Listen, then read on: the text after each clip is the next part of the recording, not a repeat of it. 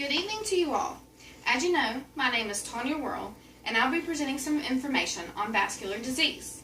Although you aren't my original and intended audience, who I carefully molded and prepared this speech for, I really appreciate you for sitting in and listening. Even though you aren't formally educated in ultrasound, I still think that you will find this topic rather interesting. And some of you may have currently experienced, or know someone who has experienced and suffered with venous or arterial disease that has resulted in ulcerations. As sonographers, we will experience these pathologies on a regular basis, depending upon what job that we may have. However, I am pretty confident in assuming that we have all came across patients in our clinical facilities at some point who have had ulcers on their lower extremities. You may be thinking to yourself, why is this so important? Even though, as sonographers, we are not allowed to diagnose our patient's condition, we must know some general knowledge on vascular disease so we may be able to perform the correct exam.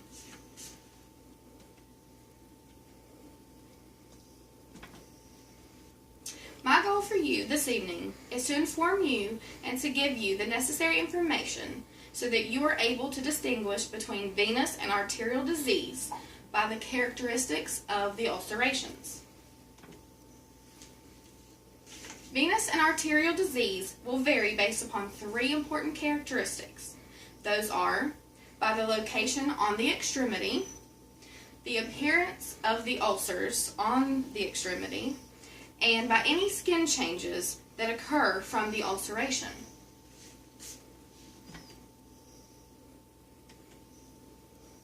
First, we're going to discuss the location and how it can be beneficial to distinguish between the two. Ulcers from venous disease will most often appear at the medial malleolus. The medial malleolus is the prominence on the inner side or the medial portion of the ankle. As you can see in this image, the arrow is pointing to that location. So that location is going to be anywhere in this general area.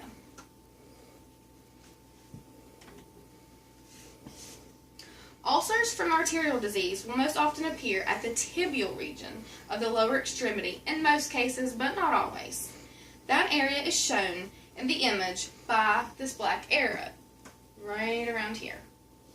Ulcers may also appear on the toes or any other bony prominences on that lower extremity. So, for instance, anywhere on this ankle or on the side of the ankles and then the toes, of course. This slide shows a comparison of the differences between the location of venous versus arterial ulcers. Venous is clearly more medial on the leg and the foot, and arterial will be located on the lateral calf.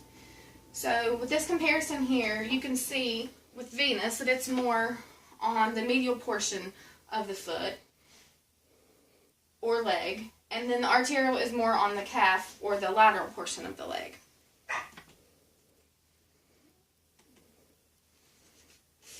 The next main distinguishing characteristic is the appearance of the ulcer. The appearance of the ulceration can be very helpful in determining venous versus arterial disease. Ulcers from venous disease will appear shallow with an irregular shape. As you can see in this image, the ulcer is very superficial and shallow on the skin, and there is no obvious borders or shape to it.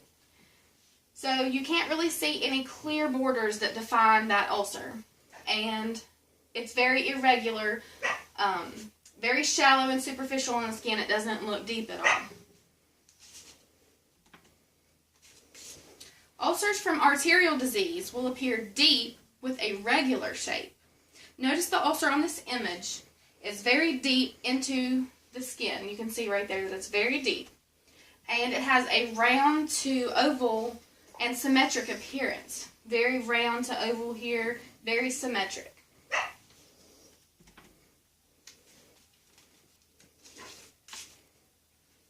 This slide shows the comparison between the appearance. The venous is very asymmetric and there's no clear borders. And it's very superficial on the skin. With the arterial, it is very deep and it has that very distinguished border with the round shape.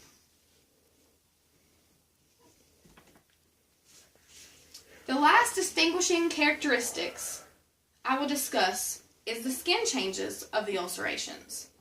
Venous and arterial disease will deteriorate and damage the tissue, which results in that ulcer. Venous disease will damage the tissue, therefore changing the skin to have a rubor, also known as a red pigment, or it may also be Plagmasia caerulea dolens, which is a blue pigment. As you can see in this image here, that bottom portion is kind of the blue appearance, and the top is the red. So a combination of those, overall you may see purple, but if you kind of separate it, it is a blue even right here, and red that kind of creates that purplish appearance.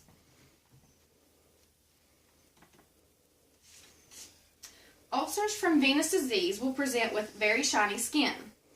They will have venous ooze, and some may even present with varicosities, which is also known as varicose veins. The first image here shows an ulcer with the venous ooze. You can see inside that ulcer there is ooze, and outside of the ulcer is shiny skin. The leg's very, very shiny.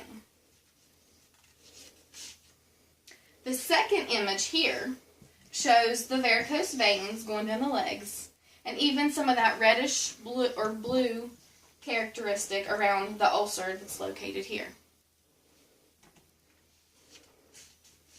Patients with venous disease will present with very mild pain or possibly no pain at all. On physical exam, you'll find that the extremity will feel cool to the touch.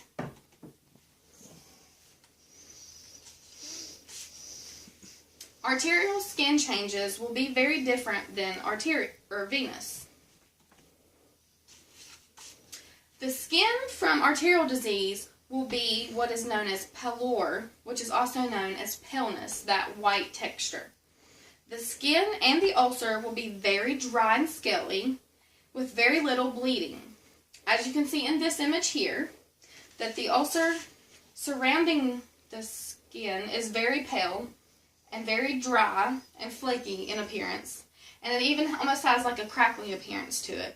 And even inside these ulcerations here, you can see that it's very dry, and there's not much bleeding or anything apparent like that.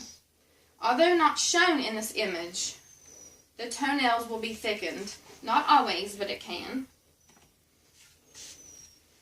Ulcers from arterial disease will be very painful. So clinically, the patient will be very sensitive to touch and have definite complaints of pain and irritation.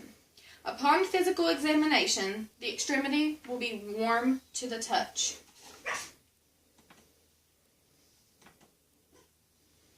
This slide is a comparison showing the difference between the venous ulcer and the arterial ulcer.